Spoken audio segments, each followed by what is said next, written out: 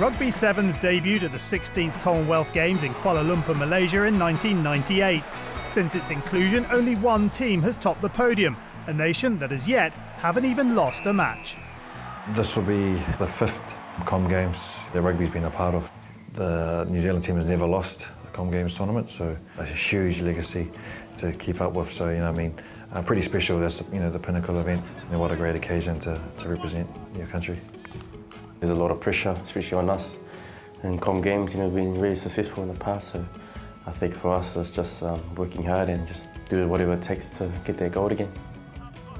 Obviously it'd be awesome to not break that record, but in saying that, this game is probably one of the most competitive sports in terms of any country. There's no so-called minnows. Any team could win and it's just on the day. And 7-minute spells are pretty hard to turn games around and things like that. So, we'll be doing everything we can to keep that record going. And obviously we're going to leave everything out on the field come game time.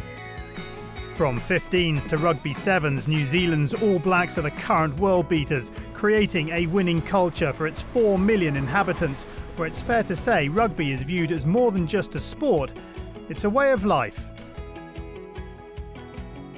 Everyone in New Zealand is passionate about the game. That's our #1 game. It's like a religion, not only in the sevens game, but also in the 15s game. It starts from what you see on TV, all the kids growing up, see kids eating Weet-Bix or how many Weet-Bix you can eat to become an All Black and things like that. And there's always backyard footy. That's what everyone's grown up with. The first thing a proud dad is probably going to chuck at him is a rugby ball. You learn how to pass the ball before you walk or crawl, I think, in New Zealand, so it's in your blood. Internationally recognised for over 4 decades, the Sevens format has provided a training ground for up-and-coming 15s players, as well as creating Sevens legends in their own right. I used to idolise Eric Rush when he used to play back in the days, and we grew up in the same neighbourhood too, so I used to look up to him. Michael Jones was definitely one of my role models, and then Jonah Lomu came onto the scene, and I think Eric Rush, seeing what he did for sevens, and then the likes of Christian Cullen, Carlton Under, all those greats, they started it with obviously an unblemished record. So coming into the environment, we knew what the team was all about, and we've obviously tried to carry on that legacy. And I think the game's evolved, and obviously matches are getting a lot harder, but we're still right at the top, consistently dominating the sevens scene.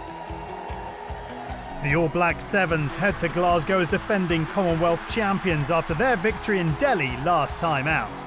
It seems so long ago, that last Commonwealth Games, but just a lot of fun.